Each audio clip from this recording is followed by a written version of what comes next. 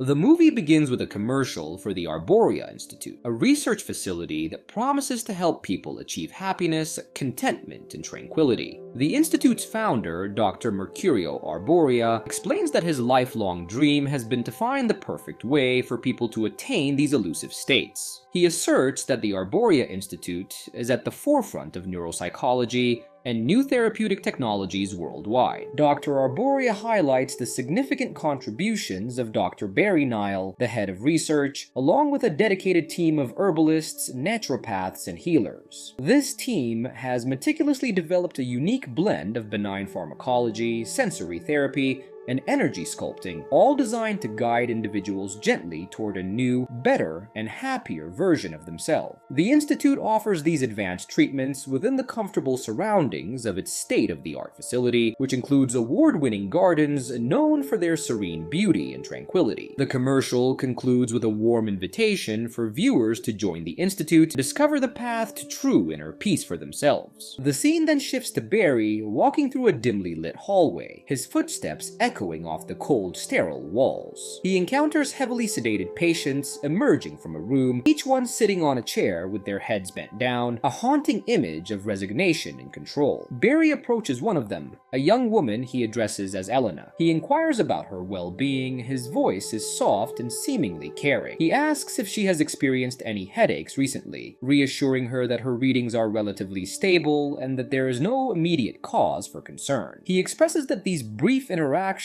with her are the highlight of his day, a moment of personal connection in an otherwise clinical environment. Throughout this exchange, Elena remains with her head bent down, listening silently, her demeanor subdued and compliant. After this brief interaction, she is escorted back to her room. Barry then drove home and called out for Rosemary as he entered. She responded, somewhat surprised to see him, and mentioned that she had been meditating, not sleeping as he had initially thought. Barry asked if everything was right, and Rosemary reassured him that it was. She offered him some brown rice and steamed asparagus that she had prepared and stored in the refrigerator, but Barry declined, stating that he wasn't hungry. He mentioned that it had been a particularly long and exhausting day and that he planned to go to bed early to get some rest. Rosemary wished him good night, expressing her hope that he would get some much-needed rest. Barry reciprocates the sentiment, wishing her a good night as well. After wishing good night to Rosemary, Barry headed to the bathroom. There, he retrieved a pill from a small bottle and washed it down with a glass of water. He then took a moment to stare at his reflection in the mirror, a smile spreading across his face. The smile reflected a complex mix of emotions, adding an eerie undertone to the otherwise mundane routine. In the Arboria Institute, Elena walked into a room and began watching a television screen. As she watched, she used her telepathic powers to change the channels, each flickering to life with different scenes. Among these were two karate fighters engaged in combat, their movements sharp and intense. With her hand resting on the screen, Elena watched intently, her concentration unwavering. Eventually, the channels stopped changing and settled on a cartoon show. The bright, cheerful images contrasted starkly with Elena's sad eyes as she stared at the screen. The cartoon's whimsical scenes seemed to underscore her sense of loss and longing, reflecting the deep emotional turmoil hidden behind her otherwise sedated exterior. Barry is in a session with Elena. He begins with a seemingly sympathetic tone, expressing regret that she never met her mother, whom he describes as a very beautiful and desirable woman. His tone is manipulative as he offers Elena a photo of her mother, hinting she might find one in her room. Barry then comments with an unsettling undertone that Elena is looking more and more like her mother every day. Elena then went to her room and found the photo hidden under her bed. She lay silently on her bed, staring at the photo she had just found. The next day, Elena got up and stood against the wall. Suddenly, a light filled the room,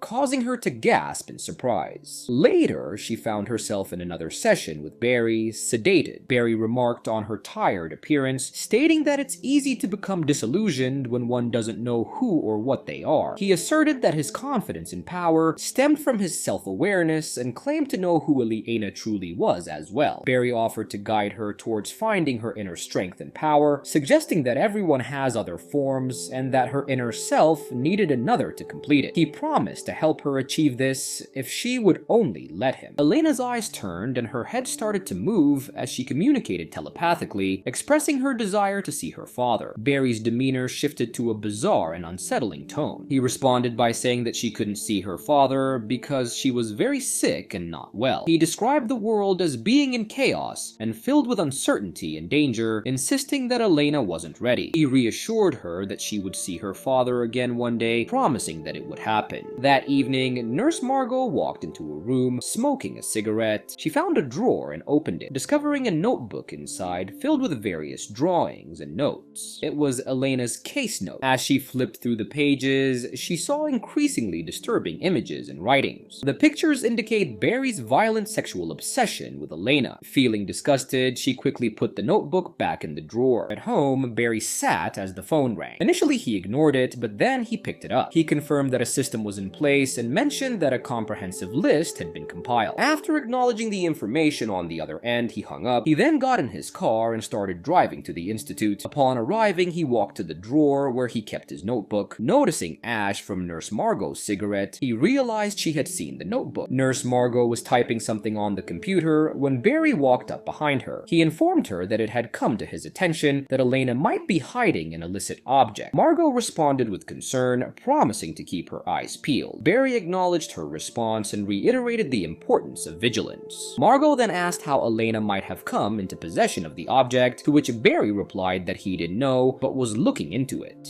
As Elena was sitting on the floor of her room, Nurse Margot walked in and greeted her, hoping she was hungry and noting that the meal looked better than usual. Then she noticed Elena holding something. Curious, she asked to see the special picture and took it from Elena's hands. Despite Elena's reluctance, Margot insisted it wasn't so hard to show the picture. Upon seeing the photo, Margot asked if it was Elena's mother and then callously inquired if she had died. Elena kept quiet, so Margot stood up and deliberately folded the picture, ruining it.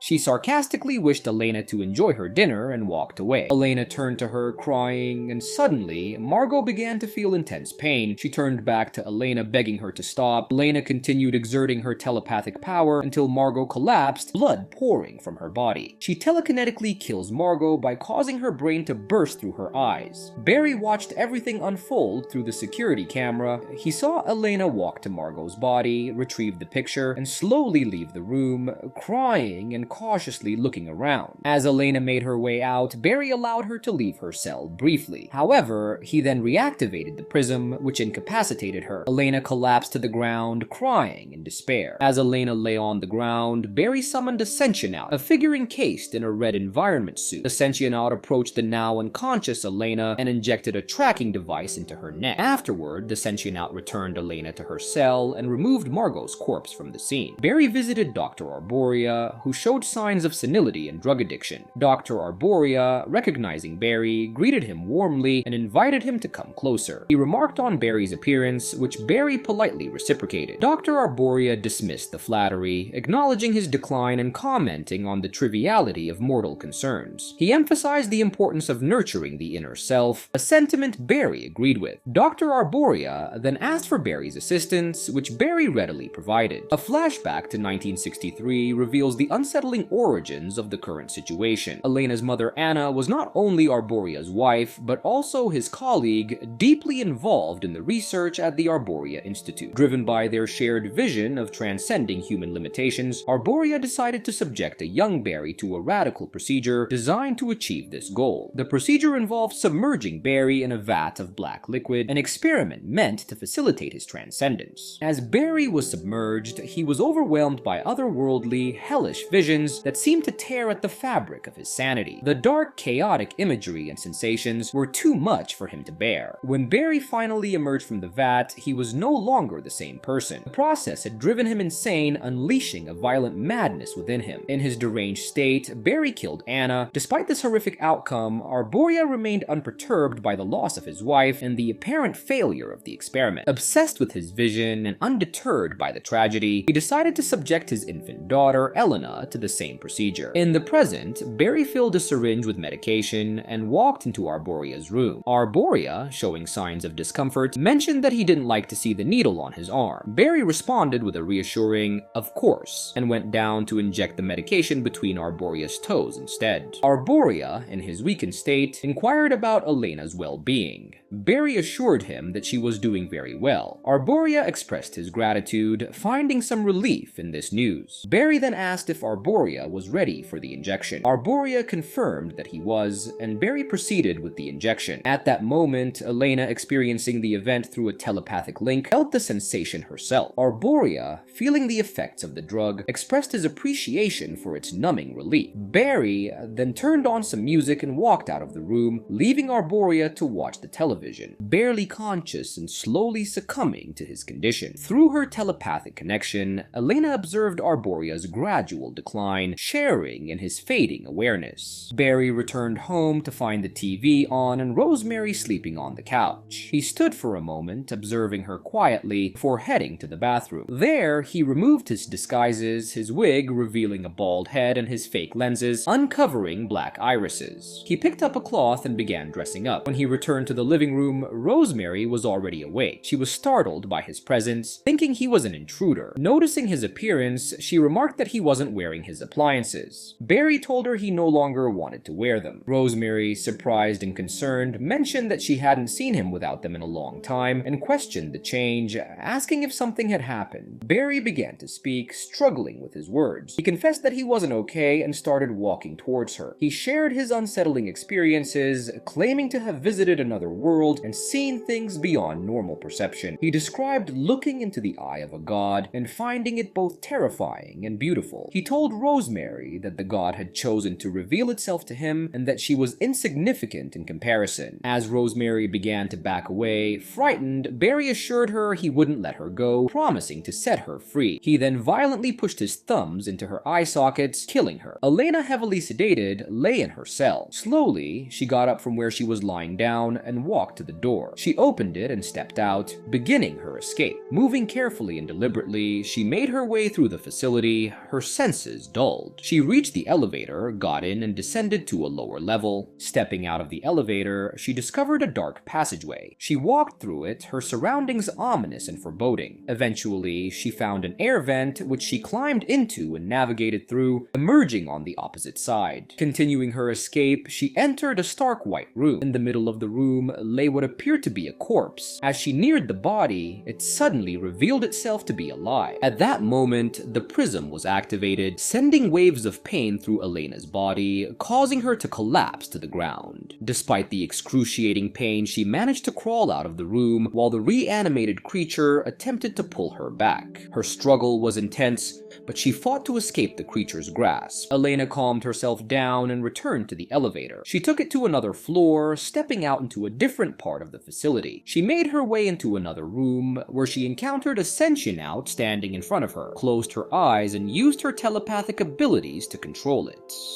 The sentient, under her influence, removed its mask, revealing a grotesque and disturbing face underneath. Undeterred by the unsettling sight, Elena walked past the sentient and continued into another room that appeared to be a break room. The contrast between the sterile, eerie environment of the Institute and the ordinary nature of the break room was stark. She moved through the room with purpose, her goal clear in her mind. She found a door and opened it, stepping outside into the open air. For the first time in her life, Elena saw the world beyond the walls of the Arboria Institute. She took in her surroundings, the expanse of the outdoors, the sky above her. She found herself in a network of tunnels. Elena navigated the tunnels, feeling a mix of trepidation and excitement. As she moved through the last tunnel, she could see the light at the end, signaling her escape from the Institute. She stepped out into the open and looked up at the sky, experiencing the night sky for the first time. Standing under the night sky, Elena felt a profound sense of freedom and relief. She smiled, her heart filled with a new sense of hope and possibility. She continued to walk, savoring each step, each breath of fresh air, each glimpse of the world around her. As Elena was enjoying this serene moment,